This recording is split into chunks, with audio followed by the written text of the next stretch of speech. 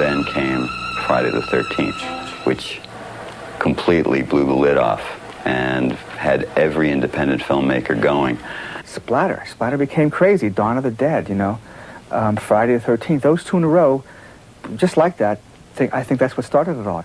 Tom Savini's effects were crucial to the popularity of those films.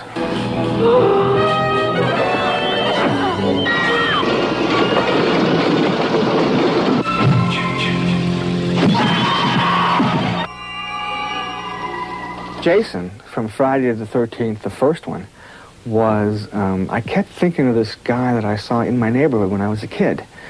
He was misshapen. He had a big ear that was pushed down here, and it was lower than the other ear. So he needed to be retarded, needed to be hydrocephalic or a pinhead or something like that, you know. So if you can do that and make it look like there's bone structure beneath all these deformations, then the audience buys it.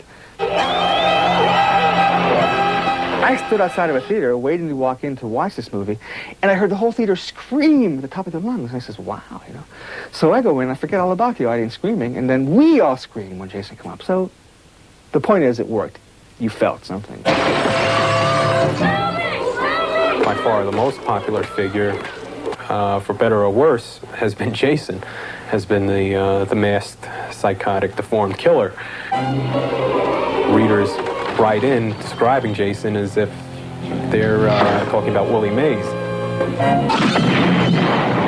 chose it because they called it the final chapter, and I got to kill Jason. I gave him birth in part one. It's like the Frankenstein syndrome. I'm taking care and killing my monster that I created, okay? Plus, they paid me a fortune. My old friend Jason has been sliced, diced. I mean, he's been killed 58 times.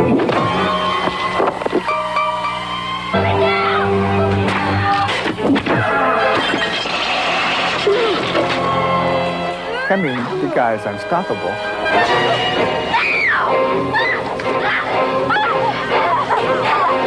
I wanted him to be ugly, you know. In my mind, Jason had to look like a 38-year-old version of the kid, you know, from part one. But it involved doing a whole sculpture of a whole head and then breaking it down into individual appliances to be stuck on to the actor. And I had never done anything like that, but Dick Smith had. Dick Smith, by the way, is the master, the greatest makeup artist in the world. Finally won an Academy Award that he's deserved for 40 years, you know. Dick Smith, when he invents a technique, he'll write it down, then he'll type it up, then he'll mimeograph it, and send it off to us, you know, if we ask, you know. He shares, you know, the secrets. If it wasn't for him, the state of the art would not be where it is today. Now we got to kill Jason, but it's got to be dramatic.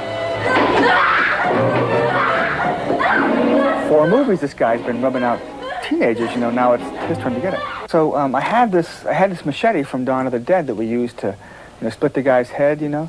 So I said, that's it, that's how we'll kill Jason. Jason!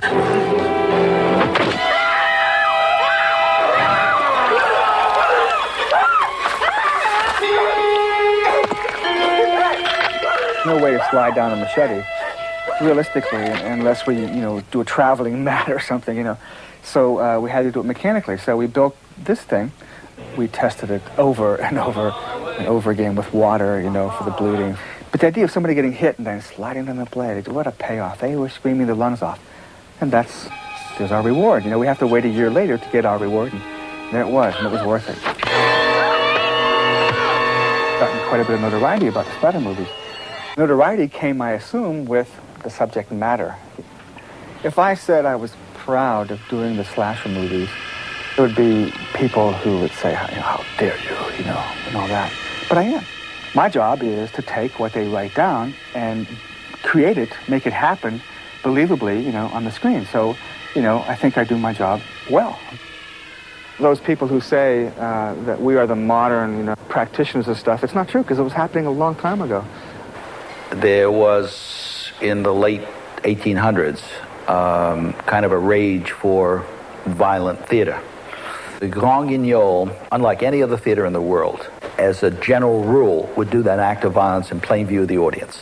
There were eye gougings, there were beheadings, there were guillotines, there was acid put in somebody's face would be pushed down on a hot plate, arrows would be shot into somebody, they would be blown up, they would be burned alive, there would be an outpouring of blood. The people would faint at the theater from what they saw. The Grand Guignol has been dramatized into films and so on, has been presented in films.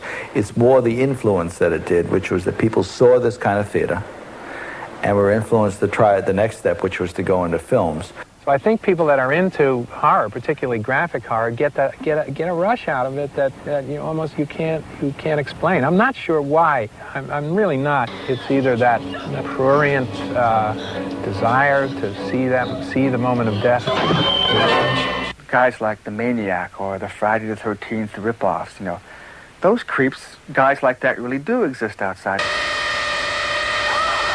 It's a little weird because I'll get letters with pictures from 13-year-old kids, with, knives through their heads, and they've got stuff glued all over them. It's supposed to be guts. They're trying to impress me with the splatter stuff. I think every time a new Friday the 13th movie comes out, I get at least 2 or 3 letters that are almost, each time, which are almost identical.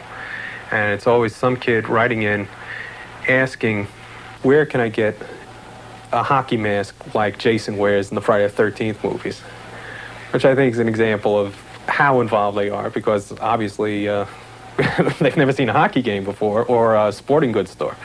I guess the most extreme would be the messages that include something to the effect that I love to see girls get chopped up.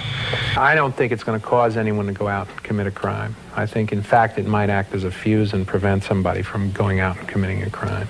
Perhaps I'm relying on the fact that the kids, quote unquote, know that this stuff, isn't real. Obviously, they're going to see the latest creation. It's like, what's the latest painting from so-and-so in this gallery? What's the latest atrocity or creature or monster? Maybe it's an art form, I don't know. If you're into this genre and if you love it, it's not traumatizing. It's a good time. Just a couple words, you can describe it as cheap thrills.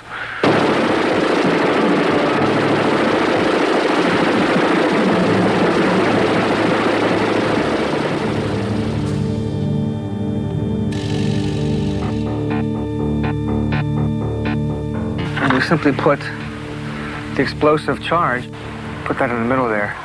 This way it explodes out and away from the person. Come here, my dear. This is what wives are made for. Okay, now we test it. We're gonna make this a juicy one.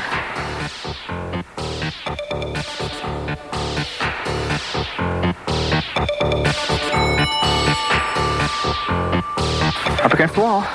You know how the charge is going to hit, what it's going to feel like, which way the blood's going to go. Is it going to go in your eye? Is it going to go in your mouth? Is it going to burn you? And that's the impossible stuff to call.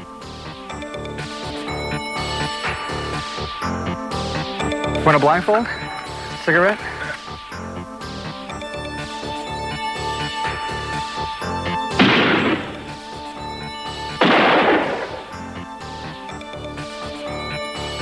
It worked, Greg. Yeah. It worked. The other thing we forgot to give her earplugs. I cannot hear a thing. What'd you say?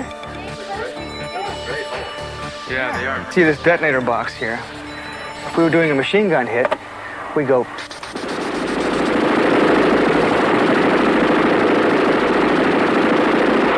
But, I can't complain because for me, hell, it's a living. I'm not going to bite the hand that feeds me. However, there are, things I personally want to do, and that is do the creatures and monsters and the fantasy things. The things that I saw when I was a kid, and we knew they didn't exist outside.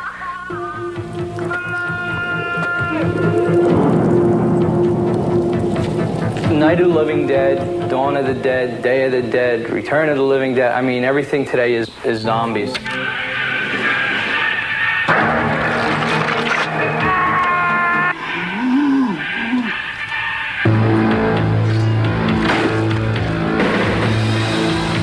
I think the effects in Day of the Dead are superior to the stuff in Dawn of the Dead. Technically, In Day of the Dead, I had 6 guys working for me. 3 months before we started shooting, we did elaborate zombie. We just were making generic zombie appliances, small, medium, and large. At the beginning of the shoot, they handed me a list. It had a date, and it had how many zombies they needed on that date. So it's like November 6th, 375 zombies. When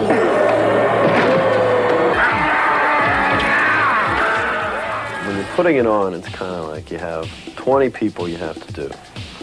And you have so much time to do them. So it's like they stick the brush in the glue and they go, and they put the appliance on. I mean, it's fast.